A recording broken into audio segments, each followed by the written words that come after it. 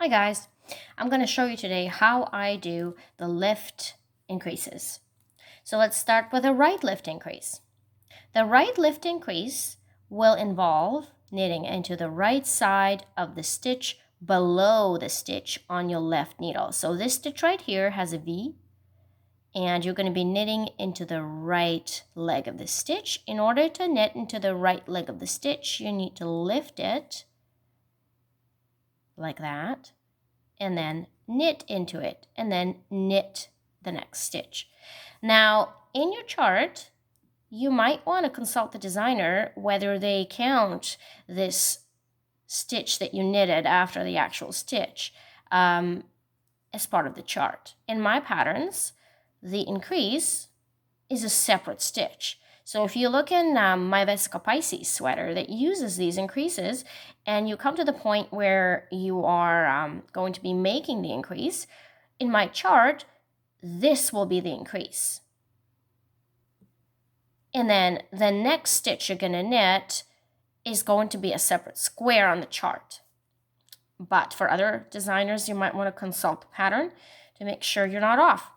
So this is the right increase. Let's do it again. You're going to be lifting the right leg of the stitch below on your left needle, and you're going to be knitting into it and then knitting the next stitch. Now, I'm just going to undo all this and show you the left lift increase. Now, the left lift increase is a little bit more complicated, but don't not let that deter you. The easiest way to explain that is instead of knitting into the right leg, you're going to be knitting into the left leg. In order to do this, you first need to knit this stitch, and then you need to lift this stitch onto your needle. So now the stitch is actually 2 rows below you're working because you just knitted it. So the way I lift it, I want to make sure that you lift it so your mount is normal mount, and then you knit into the back of that stitch. So this is your, and then you just keep knitting. So this is a fairly invisible increase as well. So let's try that again. I'm just going to undo this. And let's try this again. So you're going to be lifting that in such a way that you have a mount, a normal Western mount of the stitch, instead of lifting it like this, because if you lift it like this, it's going to create a big hole. So you're going to lift it like that and then knit into the back. Let's try this again. I stretched my fabric here, so now let's try this again on a different stitch.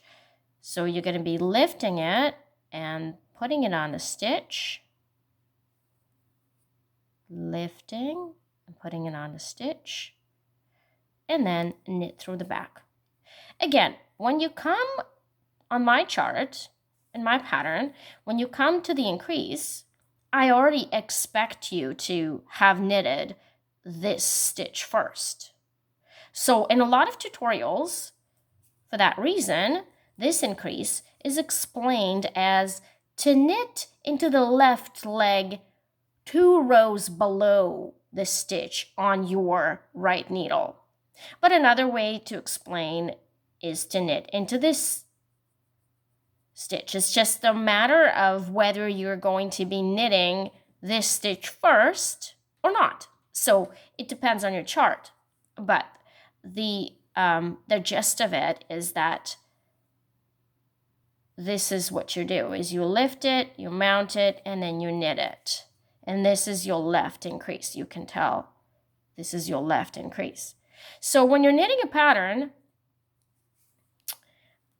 you need to look in the chart or written explanations how a specific designer wants you to increase.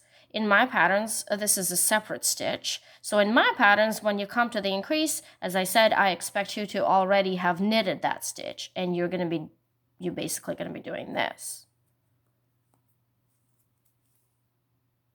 So that's left, lift, increase. It's very easy to do once you've practiced it. So you're going to be mounting it onto the left hand needle and then knitting it through the back loop. So let's try this again. I'm going to show you both increases.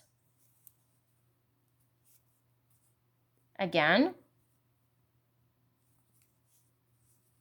the right increase, right lift increase, lift and then knit the actual stitch, and the left increase, where you lift this stitch, you'll mount it, knit it through the back loop, and proceed working as per pattern. So I hope you learned something new today, and thanks for joining me. Bye.